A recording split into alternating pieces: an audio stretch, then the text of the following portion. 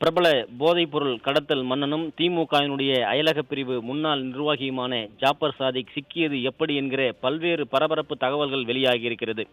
போதைப்பொருள் கடத்தல் மன்னனாக நாட்டையே அடிமைப்படுத்த அளவிற்கு மிகப்பெரிய அளவில் போதை மாஃபியாவாக ட்ரக் மாஃபியாவாக செயல்பட்டு வந்த ஜாபர் சாதிக் குறிப்பாக 2000 கோடி ரூபாய் போதைப்பொருள் வர்த்தகத்தில் 3500 கிலோ மெத்தபெட்டன் என்கிற மிகப்பெரிய அளவிலான அந்த சர்வதேச சந்தையில் இந்த போதைப் பொருளை விற்பனை செய்தது. தமிழகத்திற்கு தலைக்குனிவை ஏற்படுத்திய ட்ரக் மாஃபியா ஜாபர் சாதிக் தற்பொழுது மத்திய போதைப்பொருள் தடுப்பு பிரிவு அதிகாரிகளும் தமிழக போதைப்பொருள் கடத்தல் தடுப்பு பிரிவு அதிகாரிகளும் கைது செய்திருக்கிறார்கள். அவர் கைது செய்யப்பட்ட அந்த பின்னணியில் பல்வேறு தகவல்கள் வெளியாகி இருக்கிறது.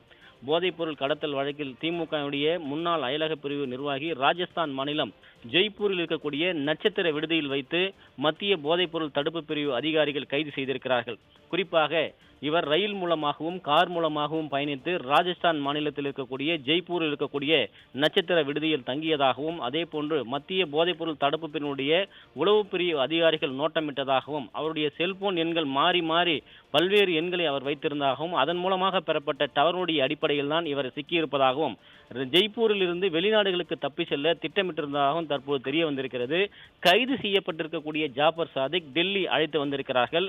டெல்லியில் இன்று மதியம் 2 மணி அளவில் அதாவது மத்திய போதைப்பொருள் தடுப்பு பிரிவினுடைய செயலாக்க பிரிவு அதிகாரி அதாவது ஞானேஸ்வர் சிங் என்பவர் டிடிஜியாக இருக்கிறார். அவர் ஒரு செய்தியாளர் சந்திப்பு நடத்தவிருக்கிறார். குறிப்பாக இந்தியா, ஆஸ்திரேலியா உள்ளிட்ட பல்வேறு நாடுகளுக்கு போதைப்பொருளுடைய சங்கிலி வலையில் போதைப்பொருள் மன்னனாக ஜாபர் சாதிக் திகழ்ந்தது எப்படி, அவர் கைதினுடைய பின்புலம் குறித்து அந்த செய்தியாளர் சந்திப்பில் விரிவாக விவரிக்கப்பட இருப்பதாக கூறப்படுகிறது. அதன் பிறகு டெல்லியில் இருக்கக்கூடிய மத்திய போதைப்பொருள் தடுப்பு பிரிவு நீதிமன்றத்தில் ஜாபர் சாதிக் ஆஜர்படுத்தப்படுகிறார். ஆஜர்படுத்துகிற பொழுதே குறிப்பாக போதைப்பொருள் தடுப்பு பிரிவை சேர்ந்த அதிகாரிகள் 15 நாள் நீதிமன்ற காவல் கேட்டு அவருக்கு மனு தாக்கல் செய்ய இருக்கிறார்கள்.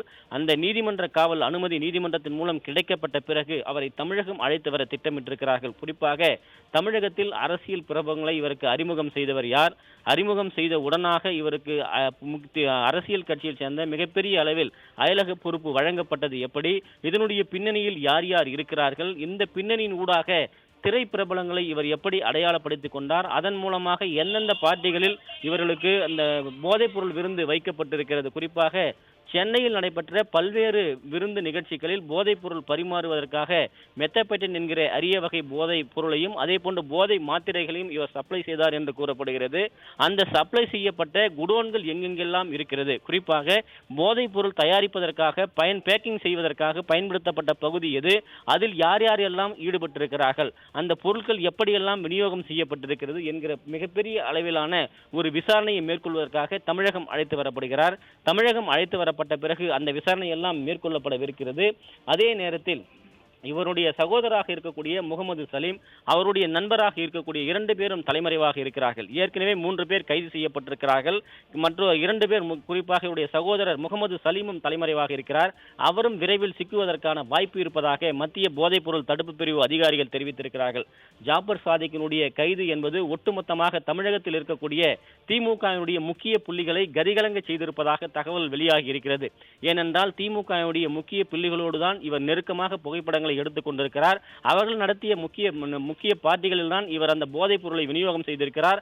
அதே நேரத்தில் திமுகவில் தான் இவர் அயலக பொறுப்பிலும் இருந்திருக்கிறார். அப்படி இருக்கிற போது விசாரணை வலயத்திற்குள் திமுகவுடைய முக்கிய புள்ளிகள் சிக்குவார்கள் என்கிற எதிர்பார்ப்பு ஏற்பட்டிருக்கிறது. தமிழகம் அழைத்து வரப்பட்டவுடன் இது குறித்த ஒரு முழுமையான விசாரணை நடத்த மத்திய போதைப்பொருள் தடுப்பு பிரிவு அதிகாரிகள் திட்டமிட்டிருக்கிறார்கள். ஏற்கனவே வெளிநாடுகளுக்கு செல்லக்கூடாது என்பதற்காக லுக் அவுட் நோட்டீஸ் பிறப்பிக்கப்பட்டு அனைத்து விமான நிலையங்களுக்கும் அதாவது அலர்ட் செய்யப்பட்டிருக்கிறது மத்திய போதைப்பொருள் தடுப்பு பிரிவின் மூலமாக. அப்படி இருந்தும் ரயில் மூலமாக கார் மூலமாக எப்படி இவர் ஜெய்ப்பூருக்கு ராஜஸ்தான் மாநிலத்திற்கு சென்றார், ராஜஸ்தான் மாநிலம் ஜெய்ப்பூரில் இருந்து வெளிநாடுகளுக்கு தப்பிச் செல்ல யார் யாரெல்லாம் உதவியாக இவருக்கு இருக்க உறுதுணையாக தொலைபேசி வழியாக பேசியிருக்கிறார்கள் என்கிற பல்வேறு தகவல்களை மத்திய போதைப்பொருள் தடுப்பு பிரிவு அதிகாரிகள் திரட்டி இருப்பதாக கூறப்படுகிறது. அதனுடைய பின்புலத்தில் மிகப்பெரிய ஒரு விசாரணை நடத்தப்பட இருப்பதாகவும் அதே போன்று கென்யா போன்ற நாடுகளுக்கு இவர் சென்றிருக்கிறார். அதற்காக போலி பாஸ்போர்ட் பயன்படுத்தப்பட்டதாகவும் கூறப்படுகிறது. அப்படி என்றால் போலி பாஸ்போர்ட் வழங்குவதற்கு யார் யாரெல்லாம் உறுதுணையாக இருந்தார்கள் என்கிற அது தொடர்பான ஒரு விசாரணையை மேற்கொள்வதற்கும் திட்டமிட்டிருப்பதாக மத்திய போதைப்பொருள் தடுப்பு பிரிவு அதிகாரிகள் தெரிவித்திருப்பது குறிப்பிடத்தக்கது. பாலாஜி.